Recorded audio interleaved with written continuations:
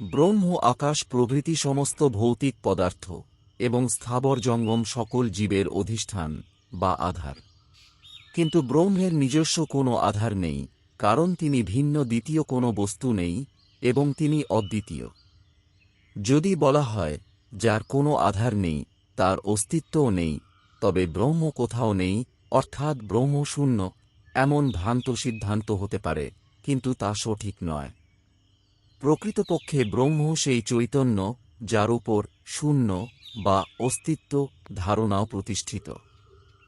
যখন প্রাণশক্তি সুষুম্না নাড়ীর দ্বারা ঊর্ধ্বগামী হয়, ব্রহ্মরন্ধ্রে উপনীত ও স্থিত হয়, তখন অন্তঃকরণ তার সমস্ত সংকল্প বিকল্পরূপ বিকার পরিত্যাগ করে সম্পূর্ণ নিশ্চলতায় প্রতিষ্ঠিত হয়, এবং সেই নিশ্চলতার মধ্য দিয়েই চৈতন্যস্বরূপ আত্মা নিজের স্বপ্রকাশ সত্যরূপে উদ্ভাসিত হয়।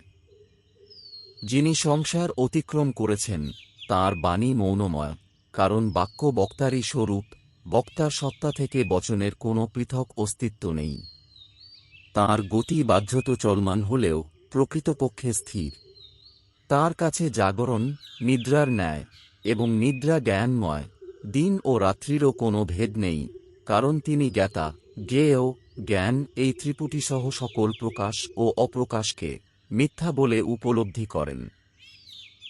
যিনি আত্মসাক্ষাৎকার লাভ করেছেন, সেই মুনি স্বভাবতই পবিত্রাত্মা, অর্থাৎ নিজের স্বরূপেই শুদ্ধ।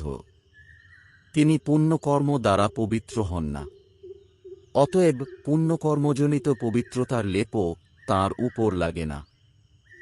এই আত্মরূপ সাপ যাদের দংশন করেছে, তাঁরা অমরত্ব লাভ করেছেন, অর্থাৎ ব্রহ্মস্বরূপে প্রতিষ্ঠিত হয়েছেন, এ কথা শাস্ত্র ও জ্ঞানীগণের মধ্যে সুপরিচিত। এই কারণেই আমি এই আত্মরূপ সাপের সঙ্গে ক্রীড়া করি, কারণ এর দংশন অমৃতময়, এটি জীবকে অমর করে তোলে।